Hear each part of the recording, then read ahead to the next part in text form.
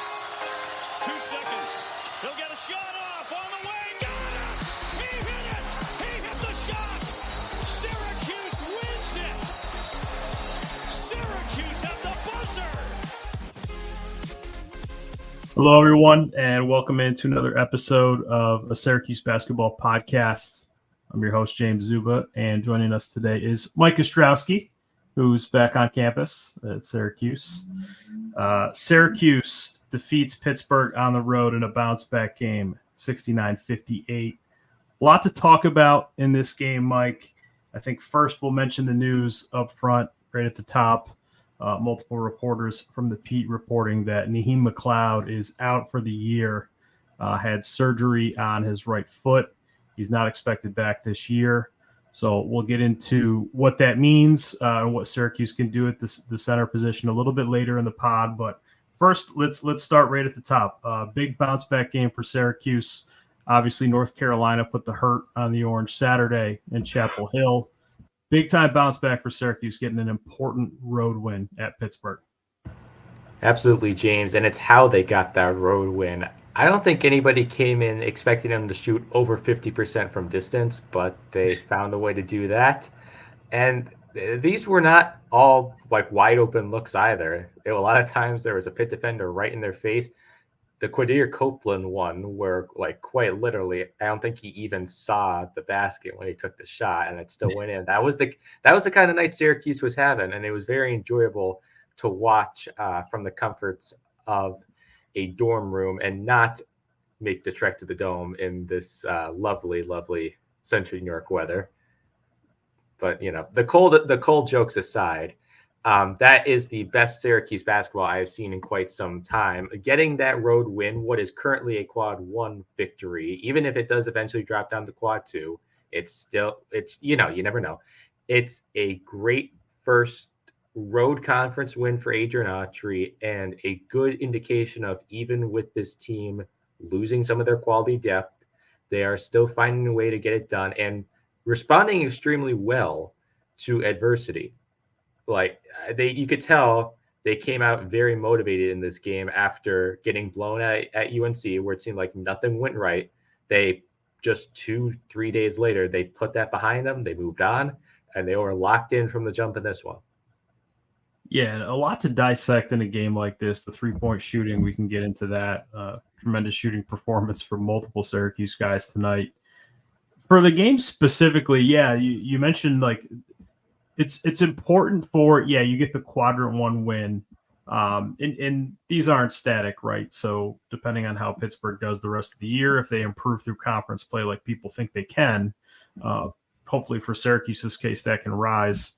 But in terms of like the morale for this team, I've been so impressed by kind of the ability of this team to bounce back. Like going back to the Maui Invitational, we saw, Tennessee and Gonzaga kind of beat up on Syracuse, and they didn't let that affect them against Chaminade.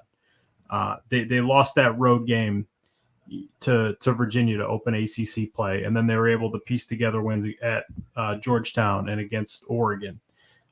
Same thing, kind of in that Boston College game after they played Duke. They came back, they answered.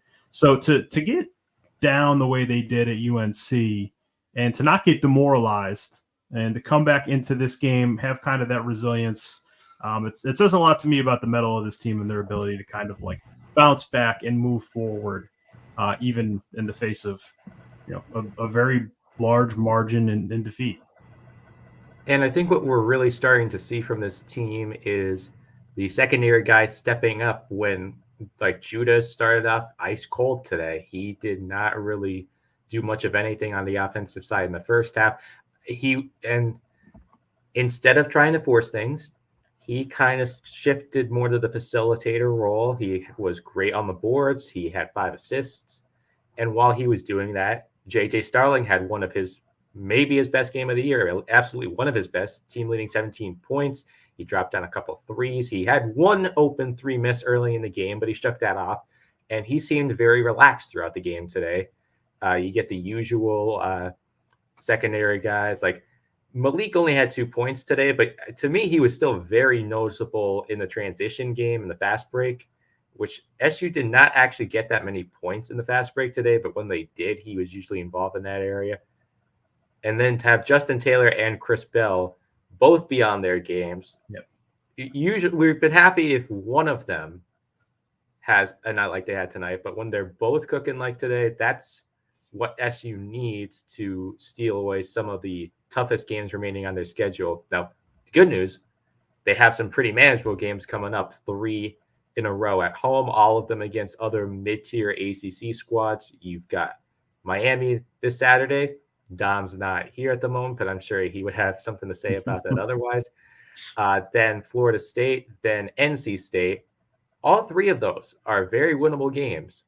And I think you're at that point in the year where you need to start rallying off wins and building that resume, because you don't want to be in a situation where, even though those last 4 games of the season, that's another very easy stretch, you don't want to be in a situation where you have to feel, okay, we have to win 4 in a row and still win a game or 2 in the ACC tournament to have a chance. You want to get as much momentum as you can right now, knock off as those mid-tier opponents, and start building a resume now. Because I really think these are the teams that SU can not just scrape by, but really shine against if those secondary pieces play like they did today. Yeah, and Syracuse was kind of able to survive through this tough stretch of games that we kind of circled on the schedule, on the calendar, that, the start of conference play is going to be the most difficult stretch for Syracuse. Had to go on the road at Virginia, at Duke, at North Carolina. Really daunting with a good Pittsburgh team on both sides of that. So to get 2 wins against Pittsburgh and secure that win against Boston College, all those were losable games, and Syracuse is able to win those 3. And now, even if they drop that game against Miami, you're through the worst of it, and then you kind of have those more middling teams in the ACC, as you mentioned, Mike. Staying with the backcourt really quick, a really strong game from Judah Mintz, 14 points, 9 rebounds, 5 assists for him, and 2 steals in 39 minutes. Really good floor game from him. He didn't try to force it too much with the scoring. 3 of 13 on the night, not his best performance, but I thought he really did a good job of finding his teammates. And maybe one of the better games we've seen from J.J. Starling. I think that was really important for him and his confidence. He was really able to get going in the mid-range. He was really good off that jab, kind of one dribble pull-up. And, really good night for J.J., 17 points for him to go along with 3 rebounds as well. But I thought he really stepped up in some critical moments when Pittsburgh started to put some game pressure on Syracuse late. He hit another mid-range jump shot to kind of keep them at bay. And I'm watching JJ play, and I'm just saying, this is kind of the JJ Starling that everybody has known throughout high school and early in his college career, that he's capable of playing. Where has this been? Why hasn't this been more of a thing from JJ? I can't give a definite reason, but I think he's a little obvious there. I apologize, but I think he's That's not a fair question. He's a little more aware of what his role with the team is, where Judah is, instead of having the 1A, 1B, most nights you're still going to realize that, Judah is the more physical person of the 2, the more drive to the basket kind of score. But JJ, as you said, his mid-range game is where he can shine. He's been honing in on that a lot more recently. And I also think his just general shot selection. He's not trying to force threes like he was very early in the year. And the 3s he made tonight were very good looks. He had time to set his feet, take a calculated shot. And he can score in bunches at the right time, which today was a bit of an inverse from a lot of Syracuse games this year, where you're used to this team maybe playing from behind or playing very close going into the second half. This time they built the lead.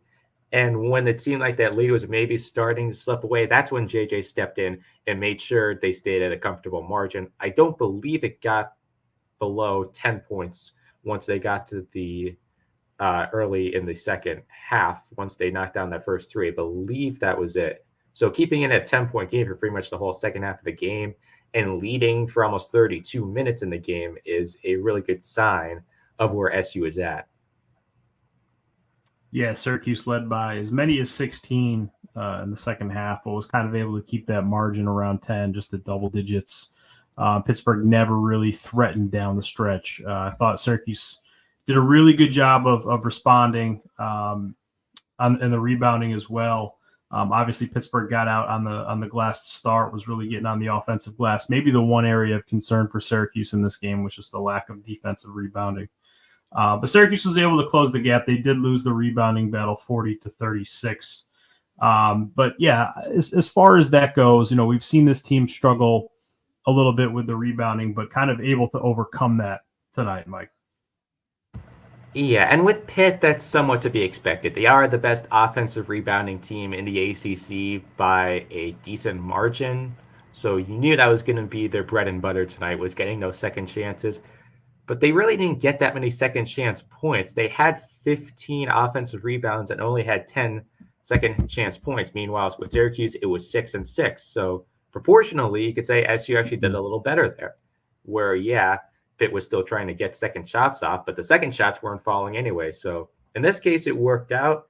You really don't have to deal with that level of rebounding as much in the second half. You do play Georgia Tech, but that's it. Like UNC was also in the top 3. So now that where you can get away from that area where SU has traditionally struggled in getting those defensive boards and stopping those second chance opportunities.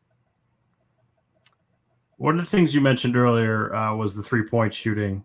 Syracuse finished the night 10 made threes, 7 different players made a 3.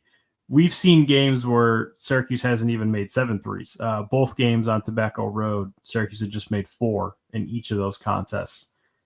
It's not necessarily a team that's going to take volume threes or just start making a lot of threes. But if Syracuse can get these guys to kind of like, Kyle Cuff coming in off the bench was one of three from 3. Benny Williams knocked down one late. Yeah, Quadir Copeland had the one at the end of the shot clock, which I don't think that was by design, but credit to Quadir Copeland for getting a shot up there and for knocking that one down. But if it's sort of a thing where, Chris Bell has shot well recently, Justin Taylor was able to knock a couple down tonight. You have to think that's huge for his confidence. But on the nights when those guys aren't there, it can be up to the rest of the team, maybe Judah Mintz, J.J. Starling, to maybe knock down 1 or 2 threes each and keep defenses honest. But perhaps the best 3-point shooting game of the season for Syracuse tonight. I would say it definitely is. Just as you said, the volume of 7 different guys all knocking down a trifecta. And you mentioned some of the other guys stepping up.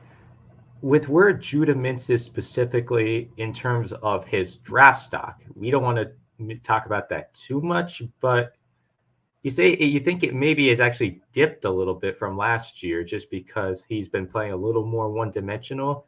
If he's in my mind is going to try to start taking a couple more threes, he has to be careful with the shot selection as he admittedly has been, but this is the make or break time for a guy like him who put a lot of effort into coming back to Syracuse for sophomore year, working to improve his draft stock and showing that he does belong at the next level. If he can show that his 3-point shot has developed, that could at least get him back to around where he was last year, show that he has developed that skill, and still call a net positive on the season where, SU still has a little ways to go to get into that tournament conversation, I think.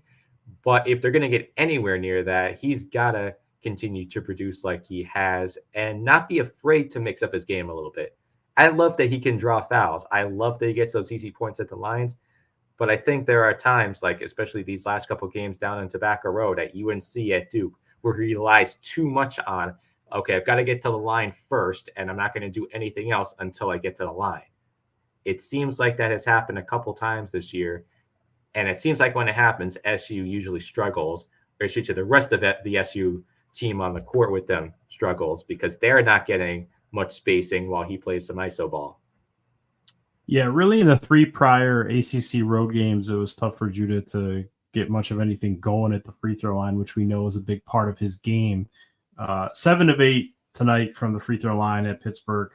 About what you would expect for Judah Mintz on any given night. But yeah, certainly for him, very selective in the 3-point shots. It's not really his game. You want him kind of moving downhill. We know Autry wants to kind of empower those guards and kind of let them rock out and do their thing. So For him to keep getting downhill, put pressure on defenses, I actually think, him finding teammates, that's going to be a big part of his development really in the second half of the season here, to be able to find, kind of those open shooters in the corners like he found Chris Bell in the first half. One of those guys too, we keep it there on Chris Bell. He's kind of broken out of a shooting slump over the past 3 games. Scored all 10 of his points in the first half Tuesday night against Pittsburgh, 4 of 5 from the floor, 2 of 3 from 3. He's really such an important piece of this team, just given his shooting ability, and especially as Justin Taylor's kind of being asked to play the 4 and out of position, and hasn't really been able to find the rhythm. So just in your mind, Mike, how critical is Chris Bell to be able to get going and to score points for this team?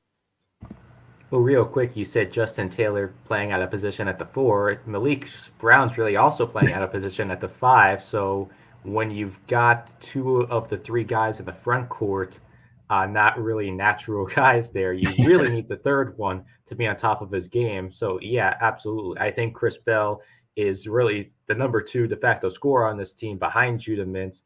And while he may not have as complete of a game as Judah, like we know about the rebound struggles. We've known that since Jim pulled him, what was it, like 50 seconds in the first game he played here last year. We know that's never going to be he's never going to have the A game on the glass, but he can get hot from distance, and especially when his shot varies. And by that, I mean some nights he has like lightning quick wrists, and then other nights he seems to have a little, like he's going through the 2K free throw animation trying to get a 3-point shot off. We need more of the former and less of the latter, because although he had some good looks tonight, when you start lining up against some taller guys, you are not going to have nearly as much time to get the ball off. You're going to have more quick catch and shoot chances instead of the set your feet, make sure you get a good angle off. It's another situation where it's tough. I'm not going to lie that SU is not playing with the greatest hand right now, but sometimes you have to play with the hand you've been dealt, and they can still make it work. These guys have enough talent. I think overall this team has made remarkable strides with this class of 6 freshmen and the sophomores.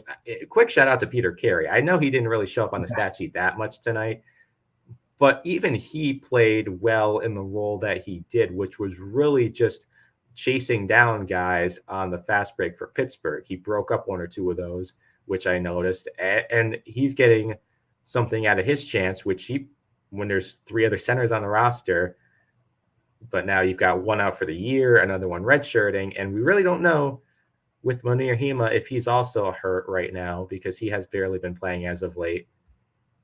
You got to take advantage of that chance, and I'm glad he is, and that's what the rest of this team has to as well, that are getting a chance to play a lot of minutes in big situations. Sorry if that was a bit of rambling, but you get my point. No, I think let's keep it there on the centers while we're there. So, yeah, Peter Carey, 7 minutes of run at Pittsburgh. Munir Hima has been very limited in the 3 games since Syracuse has been without Naheem McLeod. Just 1 minute against Pittsburgh for Munir, and we saw Carey come off the bench first as that first center option. In a room full of reporters last week against Boston College, it was the first game, obviously, that Syracuse was without Naheem McLeod. Autry was asked of the strategy at center going forward if McLeod was unable to play, and he did mention, obviously Malik Brown getting the bulk of the minutes at center. That would be kind of the first option. And he mentioned Munir Hima. He mentioned Peter Carey. And he also mentioned sneaking Benny Williams at the 5 for short periods of time, which we did see a little bit against Pittsburgh. Benny Williams did get some minutes at the center, which maybe Pittsburgh is the type of team that you could do that against, because they don't have, kind of a traditional big bruising center that some of the other ACC teams do have. So, yeah, with McLeod done for the year, you have to think that Peter Carey is going to get a little bit more run here, especially if Munir Hima is not 100%. It's been very limited in the 3 games. So maybe we do see more Peter Carey at center than we thought. Absolutely. And I think likewise, with some other spots rotating around, we might see a little more of Kyle Cuff. He's been pretty effective in bunches as well. He had some early points in this one, as you mentioned earlier. Two guys that we didn't know how much they were going to play this year. And this is where those last couple of scholarships really come into play, where they may not have entered this season with the highest expectations, but they've got to make the most of what they've got now because, as we keep saying, the depth is rapidly depleting. Fingers crossed it does not get any thinner than this, or we are really going to have a tough conversation about what does SU do with 8 healthy bodies. But my biggest concern going forward is not just with the centers, it's the how SU as an offense operates, because you do still have Judah who can drive. You still do have those outside shooters who can be great in chunks. But I'm not totally convinced they can hang with some of the more physical opponents still left on their schedule. As we discussed tonight, Judah is still good in the playing a little more distributor when the driving wasn't working, but that did count on the other guys hitting their shots, which they did. They're still streaky, and I feel like there's still going to be a game or two where some combination of JJ, Chris, and Justin are not going to be on their games. And once SU starts playing from behind, that's when you start to worry about foul trouble, which plagued SU a lot last year, where you have to resort to, you pretty much have no choice but to drive and hope you don't get charged for the charge for the charge. Great wordplay there, Mike. Yeah, you mentioned kind of the depth. It's the style that Adrian Autry has wanted to play. He's wanted to play with depth. He's had some injuries here. Chance Westry, we don't know if he's back at practice yet. Certainly, expectations are low for him for a potential return. Now Naheem McLeod out for the rest of the year, and we did learn earlier this week that freshman center 7'2" Will Patterson will seek a red shirt, barring any unforeseen changes. Adrian Autry had said that that's the plan. I was told by a team spokesman that they do not have to declare a red shirt midseason. They'll wait to the end of the year to do so. And those plans could change if there's another injury, but for all intents and purposes, Will Patterson will seek a red shirt this year. So the options at center are not as replete as they were to start the year. You mentioned Kyle Cuff. He came in really aggressive to start the game. Really interesting 50-50 ball. Kind of Quadir Copeland was involved in the play. Cuff somehow came up with the loose ball in the scrum and threw up a shot. I'm not sure how it found the bottom of the net, but it did. And then on his next shot attempt, he knocked down a 3. Those were really 5 important points. As the beginning of the game was back and forth between Syracuse and Pitt, and I thought those plays really gave Syracuse momentum and were really influential in kind of getting Syracuse that 11-point lead at the half. That was the big turning point in the game where Pitt had a 9-0 run. SU answered it with a 9-0 run of their own, but they didn't stop there. They didn't let Pitt get momentum back. That 9-0 run turned into a 20-4 run, which they carried right near into the halftime break. And as you said, Quadir had 5 points there. That's when JJ started to get hot as well. So I think Quadir is one of the more underrated guys on this team. He can be extremely hot and cold. You said it. I believe you were the one that said it in our Slack chat, like riding a roller coaster at Six Flags. That's what it's the Quadir Copeland experience can be like. Experience, maybe. But the talent is there. And I think it's also very different because on a team of very private, calm guys, he's the super energetic, contagious guy. And I think that contagious energy is finally getting picked up by some of the other guys on the team, where it doesn't have to be all business. You can be a little flashy with the ball when those opportunities arise. And especially now playing in front of a hostile Oakland Zoo.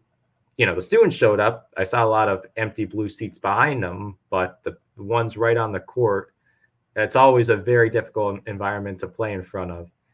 And for SU to get that challenge done, you need someone who can tune out that noise in those moments. And that's exactly what Quadir did during that stretch, to keep the momentum on SU's side late in the first half, take it to halftime, and then let the whole team come out and play their game the second half. Yeah, for those who are believers in the plus-minus stat, Quadir had the highest plus minus of the night for Syracuse with plus 16. 8 points for him on the night, 5 rebounds, 4 assists, and only 2 turnovers. He had 6 turnovers on Saturday, so only 2 turnovers. He was reeled in a little bit. He kept it in check. But, yeah, certainly it's an interesting dynamic. He strikes me as kind of the gregarious, outspoken extrovert on the team. He very talkative, big personality in the room on a team of mostly reserved guys. Yeah, mostly a little bit more quiet. As you look around the Syracuse locker room, Quadir certainly the loudest guy. And he knows that. He knows his job is to bring the positivity, the energy, and he does that for this team night in and night out. He's such a key player. You have to think Pittsburgh's growing a little bit tired of him with some of the plays that he's able to make. But, yeah, I mean, great game from him all around. The stats don't jump off the sheet, but he really I thought he really impacted this game too. Coming out of the half, there was that scrum on the floor where Quadir was going after the loose ball, dove on it. It was a jump ball, and it looked like he thought Blake Hinson was going to jump on him, or when he was reaching for the ball. He was ready to take on the whole Pitt roster at that point. That's the attitude of Quadir Copeland. Just, I'm not intimidated by you. I'm going to play. It felt like a Big East basketball moment. It felt like old school Pittsburgh, Syracuse. Beat them up, refs aren't blowing the whistle.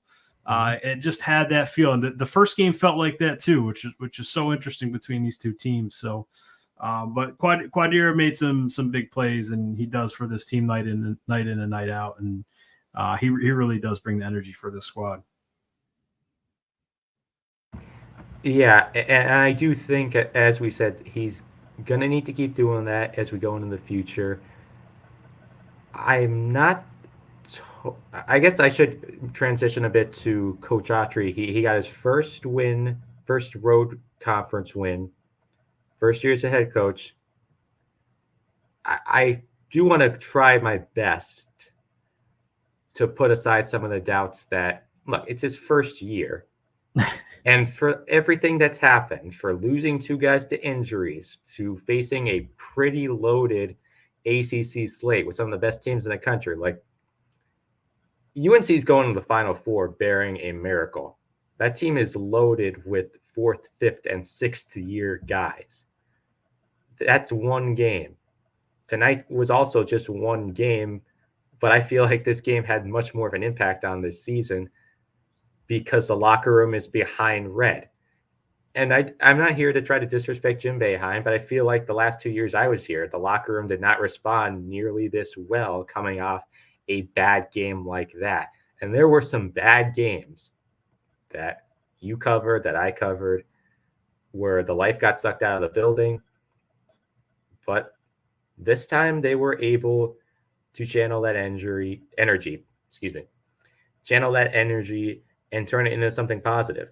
And going down the stretch, trying to get into do we still call it the bubble talk, or do we try to aim a little higher than that? There's a joke of Syracuse in the 8-9 game. Are we shooting for 7? Shooting for getting the 2 ACC wins this time? It's a tall task either way, but this is a team that, with the right combination, with a couple lucky bounces, and most importantly, I've said 10-ish times now, health. Please stay healthy. They can get there. They've got the right fight. I think this team, against North Carolina on Saturday, was the first time they really kind of laid down. Every one of those other games they really competed in, which is why I think the response tonight was so important, and they did respond. They did move on. They didn't come out. They weren't licking their wounds. They were ready for a fight. It looked like they had learned from it. They had put that game behind them.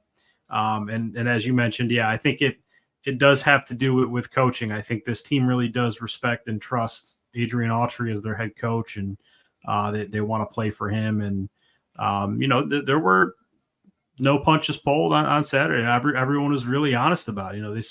Hey, North Carolina out-toughed us. They were better than us. And as you mentioned, you go down the list of what North Carolina has, check the box. Veterans, they've got playmakers. They've got a leader in R.J. Davis and Armando Bacot. They've got Elliot Cadeau, a pass-first point guard who's not competing with R.J. Davis for shots. They brought in Cormac Ryan, who's a shooter. Harrison Ingram's a matchup nightmare at the 4. So they have so many guys. It's a veteran team, and that's what a Final Four national championship team looks like. And hey, Syracuse isn't there right now. They're just not. They're not a top 25 team, but they can compete with these other teams in the ACC that aren't North Carolina and that aren't Duke. And heck, I'd be interested to see what would happen if they played Virginia or Gonzaga again at this point in the season. But we've got Miami on Saturday. We'll see what that brings. But as far as this team and how they're kind of playing together, that sophomore class, obviously they're young, and Benny Williams wasn't a full-time starter coming in, and Naheem McLeod was playing reduced minutes at Florida State. So it's really been an inexperienced team. But I just think even if in the losses, this team still just plays and works through it. It's Adrian Autry's first year. There's no magic wand. You don't just kind of wave the magic wand and have a magical first year. That not everybody can be Kevin Ollie at UConn. Not everybody can shine brightly in a year and fade out so quickly. So it's a process. It's a build. It takes time.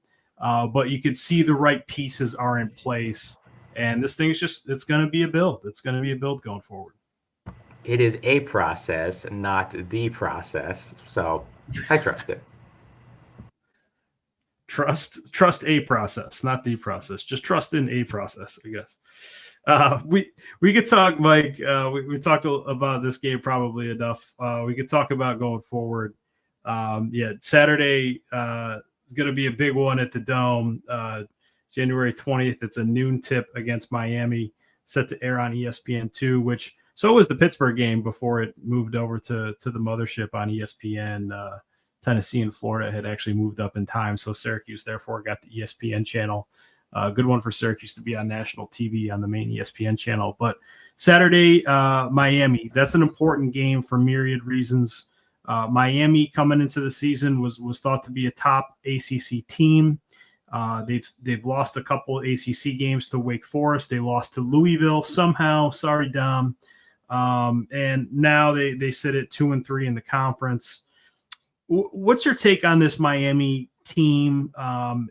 Syracuse obviously gets them at home. Do they have a chance at this game? It would be a quadrant 2 game. Currently, they're in the 50s in the net.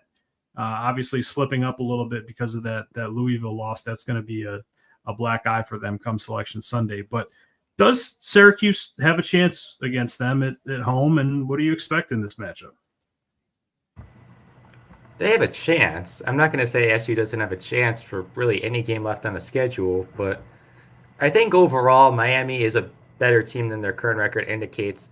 Louisville, I'm not going to call it a fluke. I'm just going to call it that, like, a team can't lose every road game forever. They were bound to win one eventually. That was really just a game where they could never put them away. The Cardinals went on a 9-0 run near the end of the game, and that was that. But for the most part, Miami plays small very, very well. They can play inside very, very well. And SU has not been able, for the most part. Now, I'll give Red a lot of credit for fixing the SU defense to the best of his ability, considering where it was left off last year. The last game I covered last year was the Georgia Tech hitting 1,000,000 threes and winning by 20. So we've come a long, long way from there. But as they have improved on the perimeter, they've also opened up more space inside. And now this may actually be a bit of addition by subtraction when you don't play Naheem McLeod for 10 minutes, just because he was a fantastic guy at guarding the rim, but just not very mobile. So you had that mid-tier space that teams were starting to take advantage of before he went down. Now I think in the last couple of games, with that no longer in the equation at all, SU's defense has been a little more uniform, where they can still space out. They can still go to zone when they need to, as they did tonight for a while. But that's going to come down to it is how well SU can play on the back end. They can score just fine against Miami, but it's going to come down to can they win in the transition? Because if they can't, and the Hurricanes are able to capitalize on some fast breaks. SU, that's how SU has fallen out of some games they've been in this year, is just running out of gas while the other team puts up points in a hurry. That's to me, that's what it's going to come down to.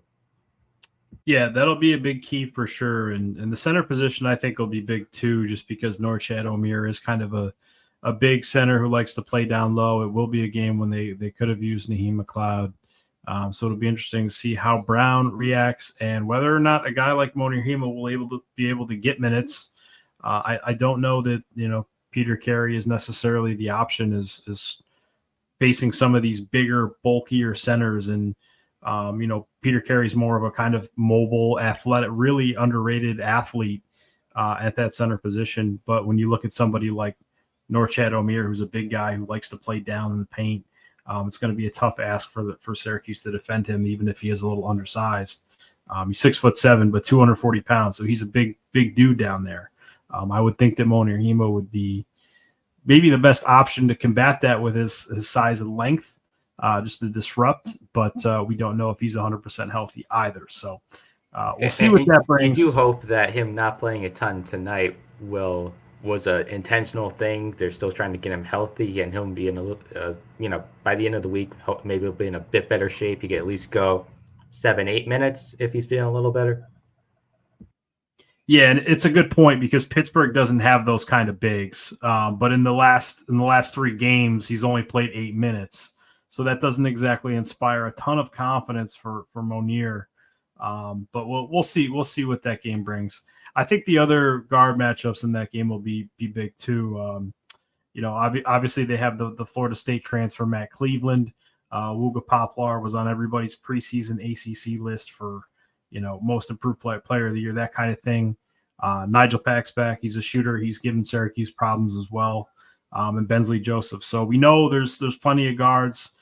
It'll be a guard-heavy matchup between Miami and Syracuse, so that'll be an important game. But you look beyond that game, and Syracuse has kind of a winnable stretch of games into late January and early February. You've got 3 straight home games, starting with that Miami game. You got Florida State the following Tuesday, NC State the next Saturday, and then Syracuse is on the road at Boston College, at Wake Forest, and then returns home to play Louisville.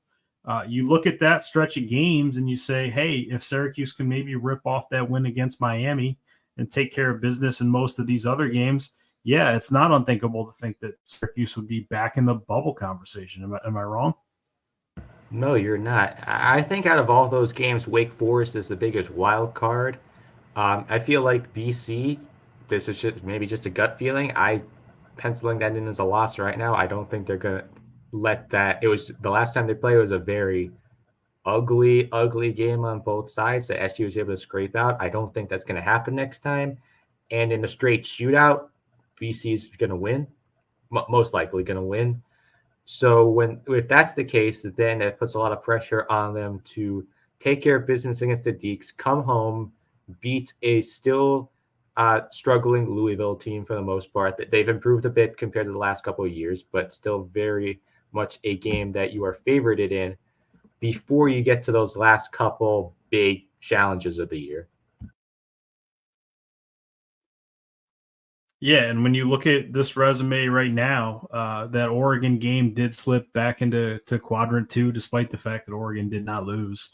But Syracuse is 8-0 in quadrants 3 and 4. They don't have any bad losses. 2-0 in quadrant 2, and now 1-5 in quadrant 1. Obviously, that's the big one. Syracuse did pick up its first quadrant 1 win. We'll see what Pittsburgh can do the rest of the way. Certainly, they're going to need some more quality wins, but for the most part, Syracuse has held serve, and they've beaten all the teams that they were expected to beat, and plus got that Oregon win. So I'm really interested to see what this team can do in conference play, not only in this next stretch here, but the rest of the way. It's a very manageable slate. You're done playing Duke. You get one more Carolina game at home, and then you get 2 shots at Clemson. But between all these other opponents, all these other guys are really beatable, and they might have a shot at splitting with Clemson as well. Yeah, as you just said, even Clemson has been starting to slip down. They are not exactly in their – I believe they went up to I know they were ranked fairly high to start the season. I think they won their first 11 games, if I'm not mistaken.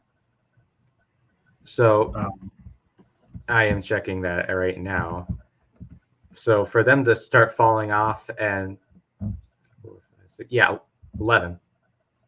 So for them to go on that kind of streak to start the year and now kind of just not completely wither off, but you lose at UNC, you lose to Virginia Tech, you play a very close game against BC, and even right now, as they are playing Georgia Tech, they are up by 8, but the game is only a couple minutes in the second half as we record this, so far from over there. They're not putting teams away like they were at the beginning of the year. I think the Clemson defense is maybe not as good as they played in the beginning of the year. So those games might turn into shootouts. And if they do, it's going to come down to our Bell and Taylor hitting shots from distance, and out of the backcourt duo, Judah and JJ, as long as one of them scoring and one of them's distributing, you play that game. I like their chances at least taking one of those two games. It'd be phenomenal if they could take them both, but you happily take one of those in that scenario. That, with all that said, that probably puts you in striking distance to go in the ACC tournament. You got to at least win one, probably two. I still stand from when we talked about this way back at the beginning of the season.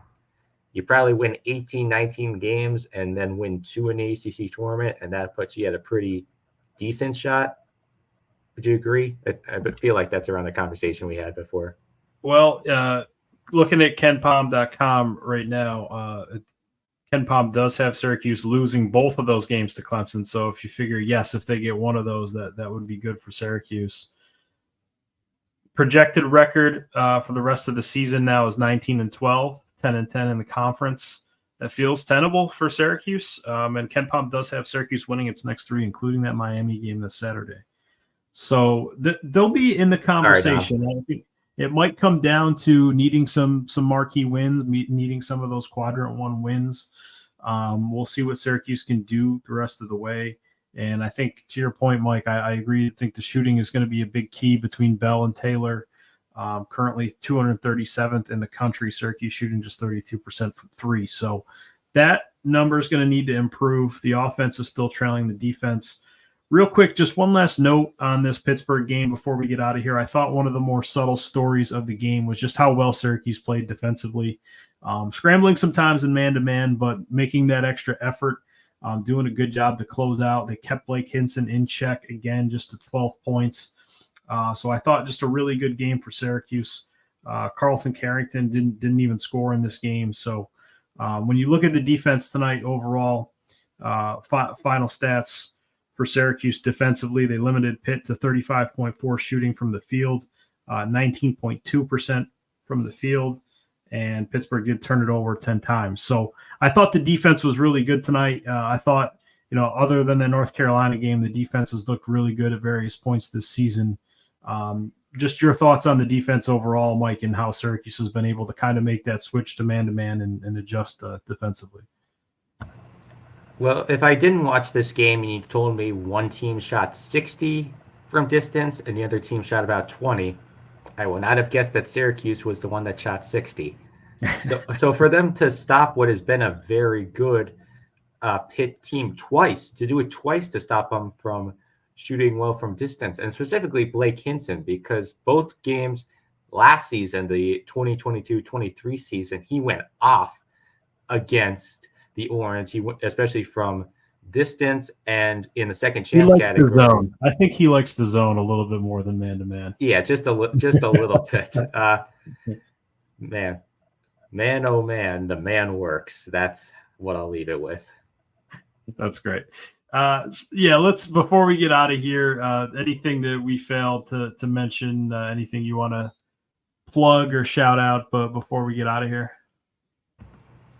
Well, we hit all the big things. I can plug that we've got more games to cover over at newensposition.com. Plenty more the rest of the season. I'll plug the women's basketball squad and Deasia Fair hitting 3,000 career points. One of only 26 Division I NCAA players, that's men's and women's, to hit the 3K mark and to do it in a great comeback to keep SU women's basketball undefeated at the Dome, to get them back into the top 25 conversation. It is fantastic to see that FLJ has turned that program around in just 2 years. And although there are still some growing pains on the men's side of things, it gives me a lot of confidence that by this time next year, we could very well see this SU squad with all these guys with another year of experience under their belt, some guys coming in via probably a center via the transfer portal, and then you've got a couple of big recruits coming in, that we could be having a very same conversation with that team by this next year. They could very well be that quick of a turnaround to get back into the top 25 conversation. Yeah, shout out to the women's basketball team, the Asia Fair, 3,000 points, absolutely remarkable in the top 25. Undefeated at home, both the Syracuse men's and women's team, both undefeated at home this year. And shout out to Felicia. She's got that program rolling. Real quick, we mentioned the Miami game. I know we do have Dom on site for that one. I'm sure he's pumped. It'll be interesting to see where his allegiances lie in that game. But Dom, yeah, he's got the Miami fandom, so big game for him. And I know he would have wanted us to mention that Otto's Army will be out in full effect for that game. Students back on campus like you, Mike, and yeah, we just wanted to mention that as well. But yeah, certainly some momentum on the recruiting trail for Syracuse basketball. 2 big commits, Donnie Freeman, and what's the other kid's name? Oh man, I'm drawing a blank. Elijah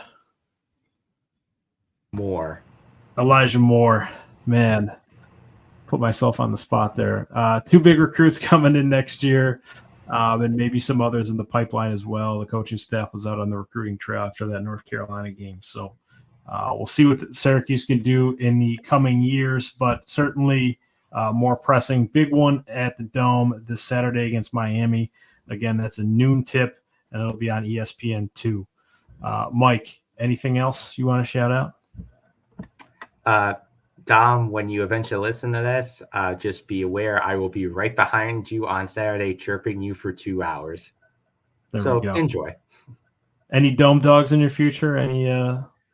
I'm more of a Tenders guy. But more a Tenders guy? All right, I respect it. If they actually bring back the good Dome nachos, I will splurge on those, but not yet. You got to get some Tully's Tenders or something in the Dome somehow. There's got to be somebody locally that can make that happen. But all right, we'll put a bow on this one. So Syracuse picks up a quadrant 1 win at Pittsburgh, 69-59. We'll see what the Orange can do this Saturday against Miami. So thank you guys for tuning in. Always appreciate you guys listening. So for Mike, I'm James Zuba, newsmagician.com. Take care.